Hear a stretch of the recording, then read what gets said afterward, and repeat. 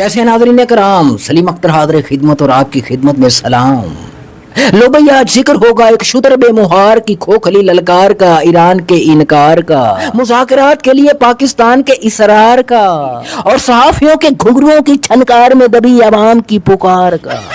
बकौल अच्छन भाई के चले भी आओ के मुज़ाकरात की टेबल सजाए बैठे हैं, तुम्हारी राहों चौराहों और गुजरगाहों में फूल बिछाए बैठे हैं, तुम्हारे लिए दो शहरों के अवाम को अपने घुटनों में दबाए बैठे हैं। उनके कारोबार का काम तमाम किया है, उनका जीना हराम किया है, मगर तुम्हारी सहूलत का हर इंतजाम किया है।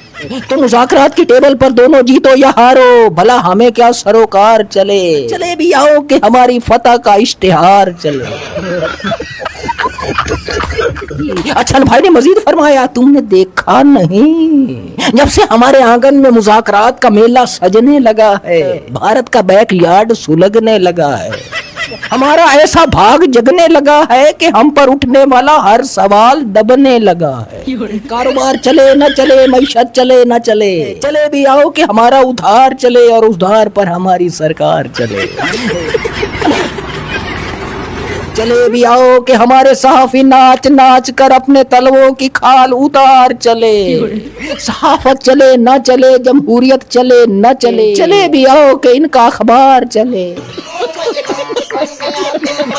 यहाँ मैंने अच्छन भाई को रोका टोका कि देखो अच्छन भाई, दुनिया भर में हमारे मुल्क का नाम न लेता था कोई। इस वक्त पूरी दुनिया की मीडिया की हेडलाइन में पाकिस्तान का नाम आ रहा है, पाकिस्तान का नाम सफारती सतह पर जगमगा रहा है। इस वक्त पूरी दुनिया में पाकिस्तान का चर्चा है, जिस पर इंडिया में मातम बरपा है। लिहाजा अवाम को थोड़ा सब्र दिखाना चाहिए। हाँ, अलबत्ता सब्र अवाम दिखाते हैं और उनके सब्र का फल हुक्मरान खाते हैं। इस टॉपिक को किसी और दिन उठाते हैं। फिलहाल ये बताओ कि ट्रंप चाहता क्या है।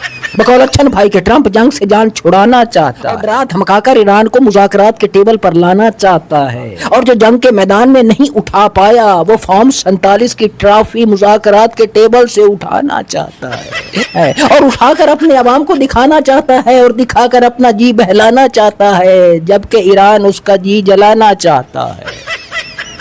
ईरान भी मुज़ाकरात के टेबल पर आना चाहता है और जंग के मैदान की तरह मुज़ाकरात के टेबल पर भी अमेरिका को हराना चाहता है। दोनों ही जंग से जान छुड़ाना चाहते हैं और मुज़ाकरात के टेबल पर एक दूसरे को हराना चाहते हैं। यूरेनियम के खात्मे की जंग अब न हुर्मज़ की जंग और अमेरिका की तरफ से लगाए गए नाकों की जंग अब नाक तक आ गई है। दोनों अपने अपने अवाम के सामने अपनी अपनी नाक बचाना चाहते हैं, इसलिए मुज़ाकरात की टेबल पर एक दूसरे को हराना चाहते हैं।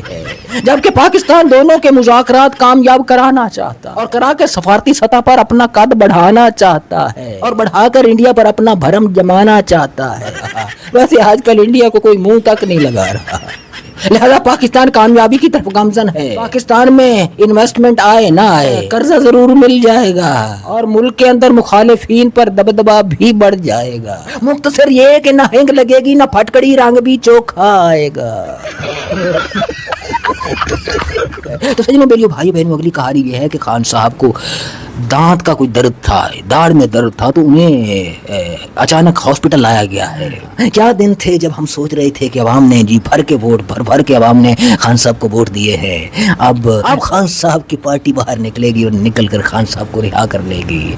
लेकिन सजनों मेरे भाइयों बहनों, आज वो बीमार है और उसकी पार्टी अपनी मर्जी से, उसके खानदान की मर्जी से दवा तक नहीं दे पाती। अरे अपना डॉक्टर या अपनी तरफ से दवा देना तो दूर की बात, जब उन्हें हॉस्पिटल में लाया जाता है तो ना किसी पार्टी रहनुमा को मिलने दिया जाता है, ना किसी खानदानी फर्द को मिलने दिया जाता है।